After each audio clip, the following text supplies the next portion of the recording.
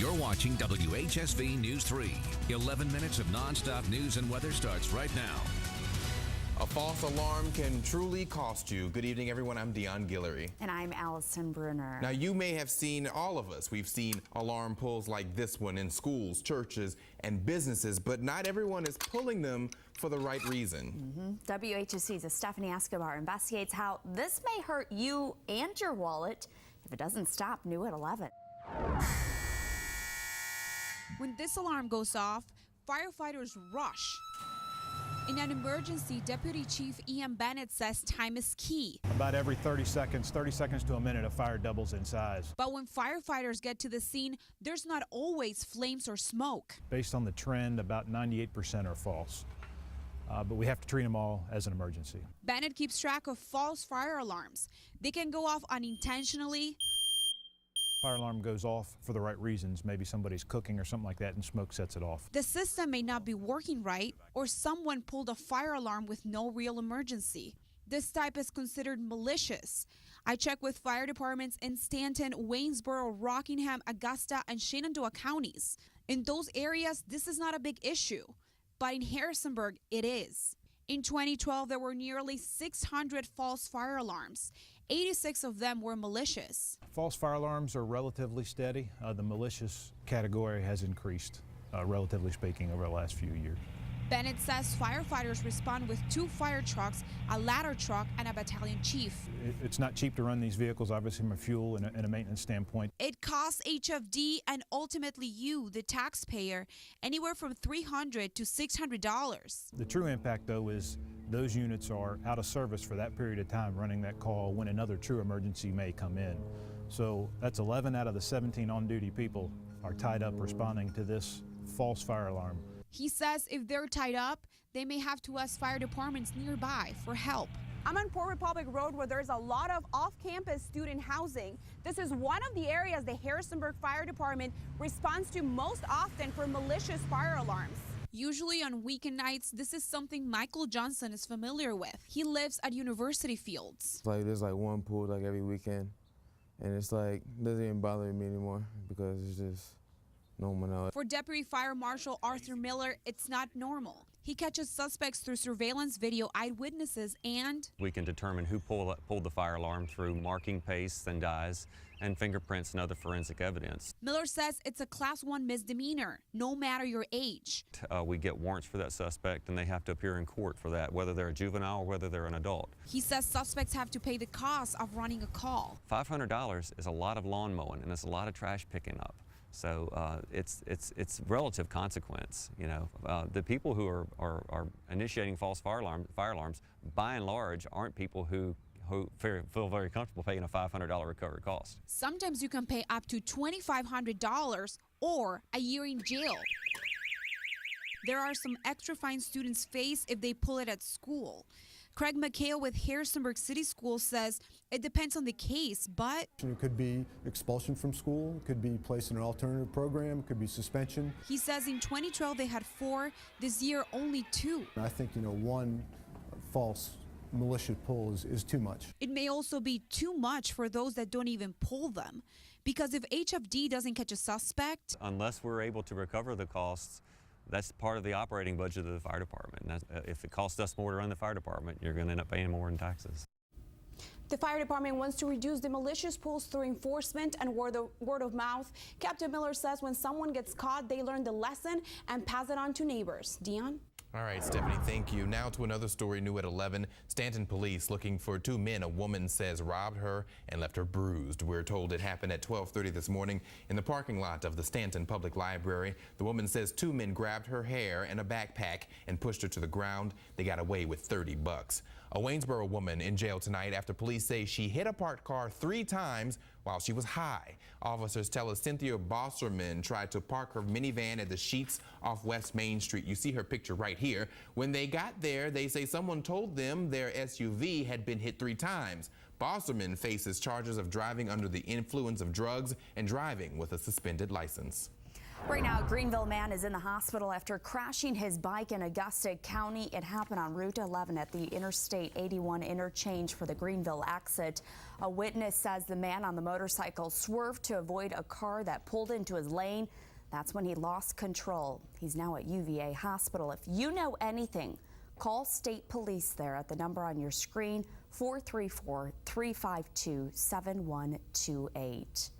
New at 11, it's day 3 of the Harrisonburg Police Bike School. Today, officers spent the day going through advanced obstacles.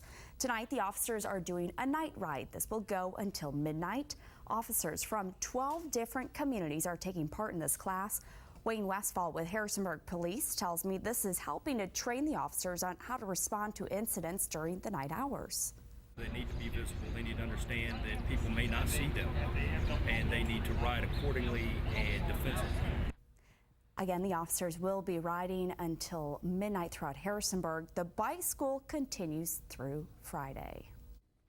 Cyclists are pedaling all over the world. New at 11 to remember those injured and killed on the road. Bike riders here in Harrisonburg are joining the cause, riding together and obeying the rules of the road.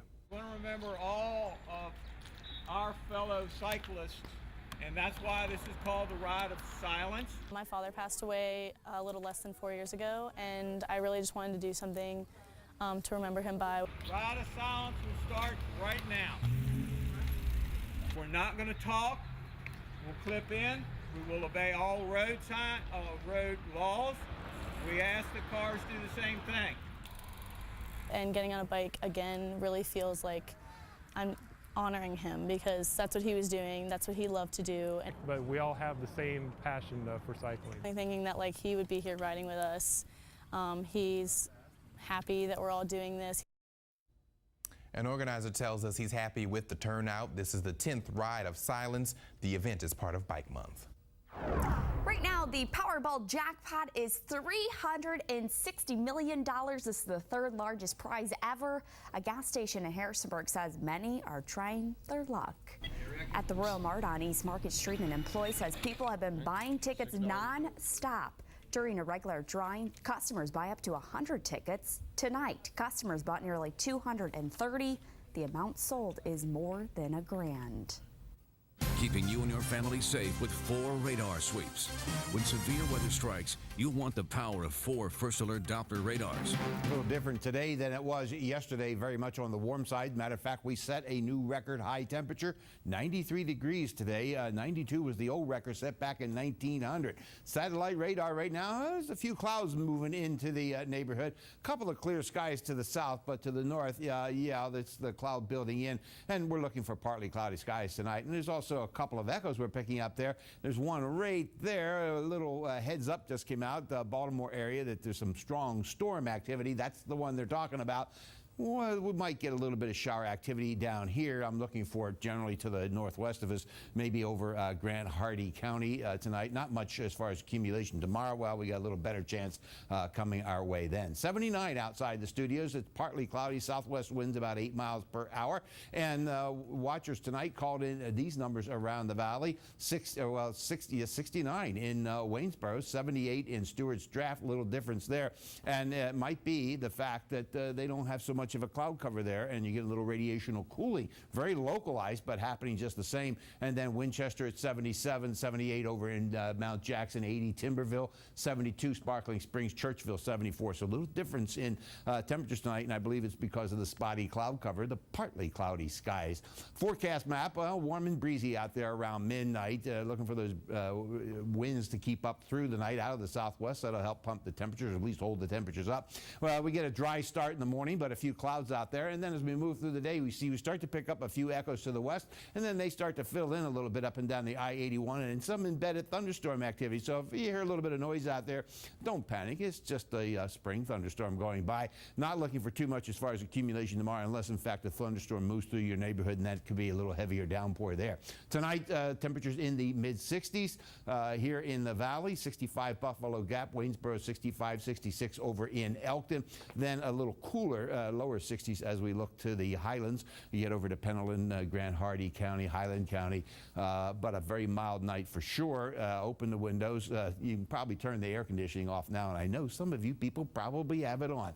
High temperatures tomorrow into the lower 80s here in the valley. 82 is the number that's sticking out. The Harrisonburg, Waynesboro, Elkton. 82 up in Luray as well. A little cooler to the north there in Woodstock, and a little cooler upper 70s as we look to the west. Chance for some showers in the afternoon, maybe an embedded thunderstorm. Not severe weather, but some rain just the same, and that's pretty much going to be the mode the next few days. We take a look at the next 7 days, and as we do, we notice we have the green bars up tonight for Thursday, Friday, and Saturday, knowing that we have some showers, maybe a thunderstorm, but nothing severe out there, folks. So that's why we have the green bars instead of any cautioning. 82 tomorrow, 77 on Friday. Dropped a little bit for your Saturday as we get into the weekend, 74. Sunday, another day on the cooler side, but certainly comfortable. And the deal is through this forecast period, pretty much a chance for some shower activity each day. Better chance for some thunderstorm activity tomorrow afternoon, and then again next Wednesday, there's a chance for a little bit there. Not a washout. Get out and enjoy it. We got the reenactment up in Newmarket this weekend. Yes. Go, folks. Have fun. Take an umbrella. You'll be fine. And this is basically us getting back to normal. Pretty much so, yeah. Spring weather. Yeah. It's a nice Got to get change everything to grow. from and enjoy yesterday, it. though. You got it. Definitely. Thanks, George. Well, the secret of success: money, family, health. What a new survey shows you feel makes someone successful. If it's a counterfeit product, you're jeopardizing yourself and your family. Fake electronics, one could be in your home. The big business behind the faux technology and how to make sure the product you buy is safe. And of course, you can always join the conversation. We love hearing from you. Right there on your screen, ways you can reach Allison and I on Facebook and Twitter. Tonight, we continue our Scams and Ripoff series, investigating counterfeit items, fake electronics, making their way into the market, but fake parts can catch fire and put your family in danger. Brandy Hitt explains what you can do to make sure the product you buy is safe, new at 11. If there's a legitimate product developed, there's also a counterfeit counterpart.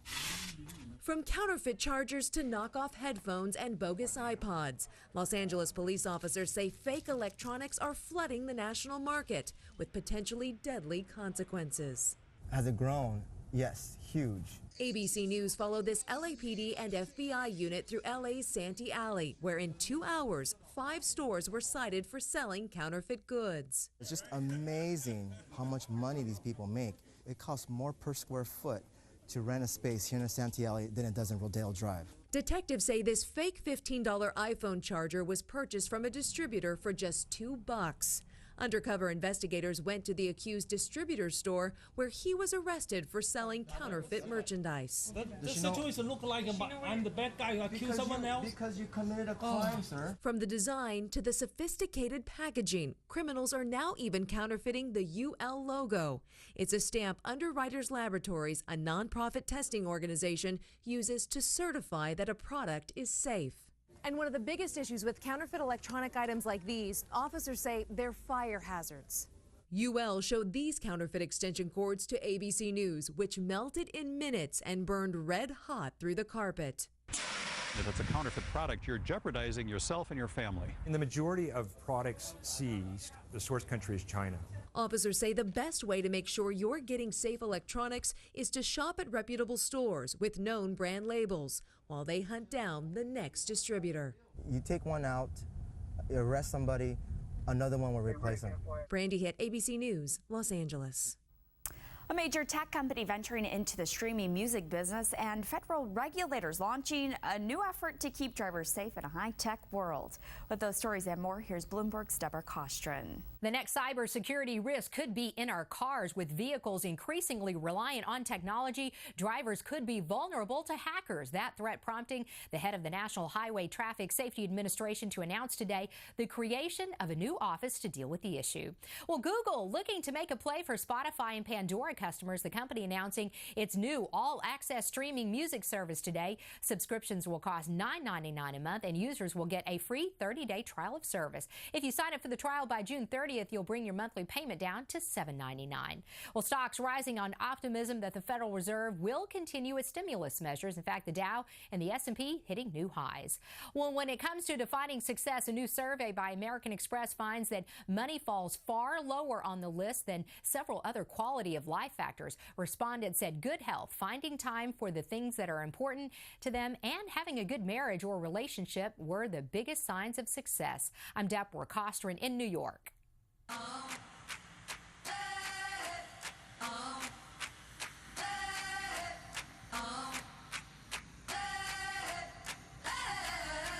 Get ready for a lot more of that new plane smell. We're building the youngest, most modern fleet among the largest U.S. airlines to ensure that you're more comfortable and connected than ever. We are becoming a new American. Good evening. I'm Hugh Lance with the Holsinger, Lance, Sipe, and Gokenheimer Investment Group of Wells Fargo Advisors. With the Dow Industrials up today, here are your stocks of local interest.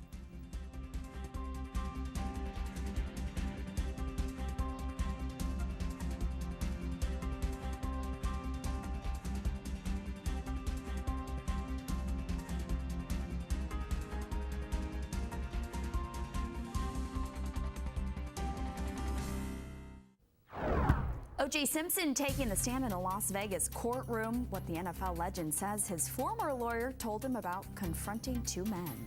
And new details tonight in the Cleveland kidnappings, what the suspect's lawyers just said about their client's plans as the case against him moves forward. We are following several developing stories tonight, and we're bringing them to you in a flash. The Cleveland man accused of keeping 3 women prisoners for a decade will plead not guilty. That word from his defense team. They also question if Ariel Castro can receive a fair trial anywhere. President Obama will talk more about the IRS tomorrow, but tonight he's letting us know that the former acting chief of that agency is out of a job. That's what the president said just a couple of hours ago. President saying Treasury Secretary requested and received Stephen Miller's resignation. This, of course, comes after the agency admitted that some of its officers had been targeting conservative groups. And O.J. Simpson takes the stand. Excuse me. The football legend testified his former lead attorney, Yale Gallanter, advised him that he had a legal right to confront 2 men selling sports memorabilia that Simpson maintains was stolen from him.